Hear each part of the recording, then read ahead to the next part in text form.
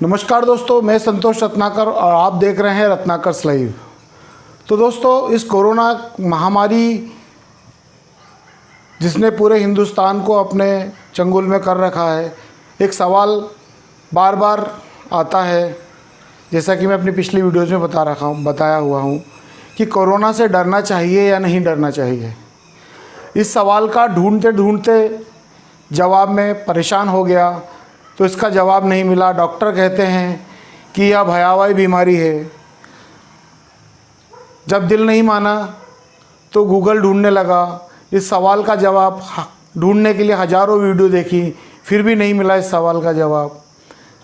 अंतरात्मा में झांक कर देखा तो पाया कि डर का खेल है, सोच का खेल है और नेगेटिव सोच का खेल है।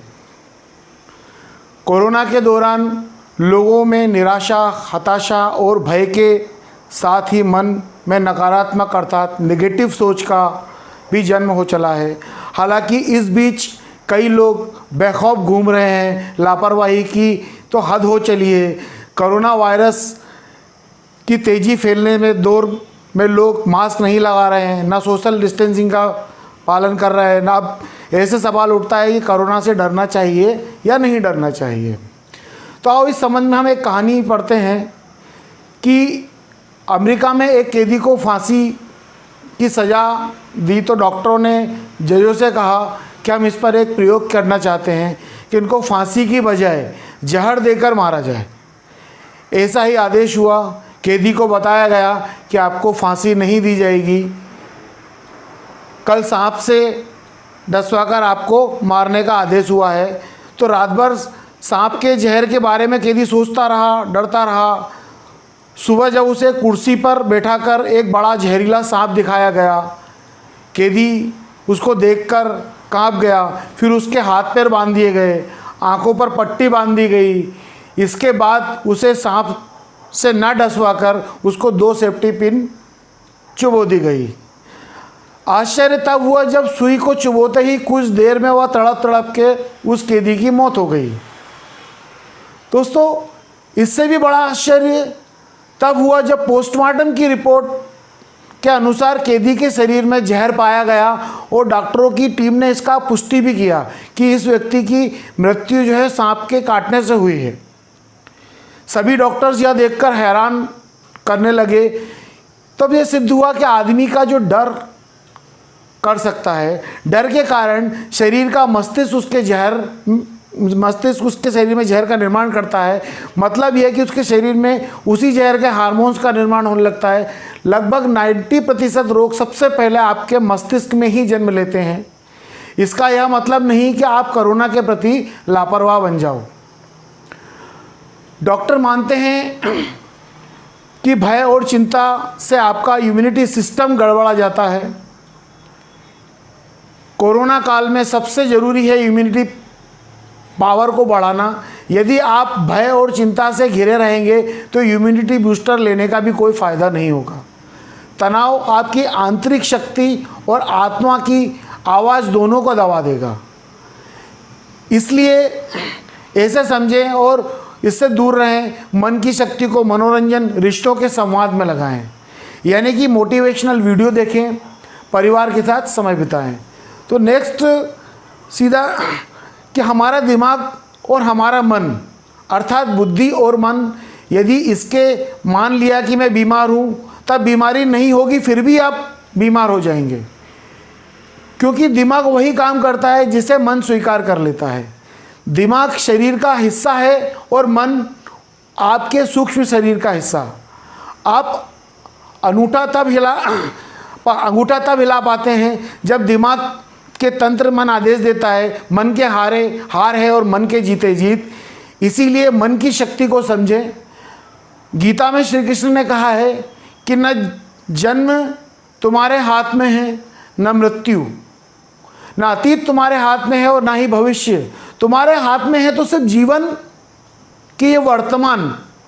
इसीलिए जन्म के अतीत को शोक मत करो और मृत्यु एवं भविष्य की चिंता मत करो। निर्भय होकर अपने कर्म करो, निष्काम कर्म करो।